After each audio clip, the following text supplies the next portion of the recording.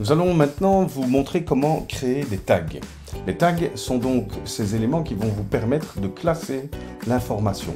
On vous les a déjà présentés comme étant en quelque sorte les intercalaires d'un classeur virtuel. Donc chaque fois que vous allez encoder un message, un rendez-vous ou une tâche, vous allez sélectionner certains tags pour qualifier l'information et pour que la base de données puisse classer donc cette information entre guillemets dans différents tiroirs, dans différentes boîtes qui seront par la suite beaucoup plus faciles, qui permettront de retrouver beaucoup plus facilement ces infos.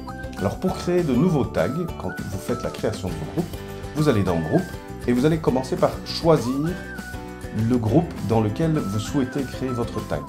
Alors, il y a deux possibilités, comme vous l'avez vu dans la vidéo 000, qui vous explique le fonctionnement de Platcom. Vous pouvez créer des tags dans le groupe principal et attribuer, c'est-à-dire partager ces tags du groupe principal vers des sous-groupes, ou bien créer des tags directement dans les sous-groupes. Nous allons faire les deux pour vous montrer. Donc, dans un premier temps, je vais dans le groupe principal, je vais dans Tag, pour l'instant, il n'y en a aucun, et je vais créer un tag qui va s'intituler Réunion, parce que j'estime que, quels que soient les groupes qui vont utiliser Platcom, il y aura des réunions. Donc, pour les comptes rendus de réunion.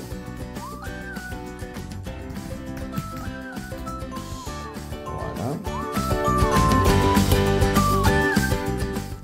Ce n'est pas un tag réservable, donc si j'ai par exemple un véhicule ou une salle de réunion, je vais pouvoir cocher cette case, ce qui permettra d'utiliser le tag comme un tag réservable.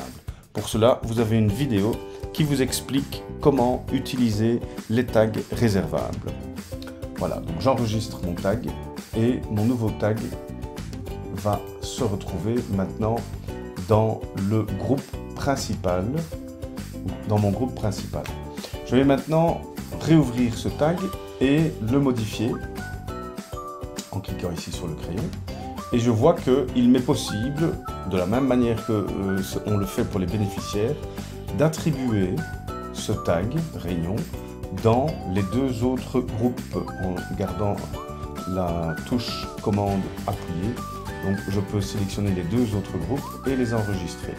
Et je vois donc maintenant que j'ai un tag qui est partagé, lié. Cet élément est disponible pour au moins un sous-groupe. Donc il est disponible dans le groupe principal et dans les deux sous-groupes que sont Camp Juillet et Groupe Éduc.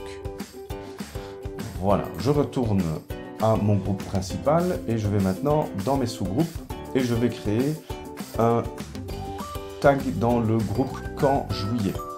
Donc je vais ajouter, donc j'ai déjà un tag Réunion, qui est, ici on le voit, lié à un groupe, et qui est lié donc au groupe principal. Et je vais créer donc un nouveau tag spécifique au groupe de mon camp de 2022. Et donc le nom de ce tag sera réservation. Voilà.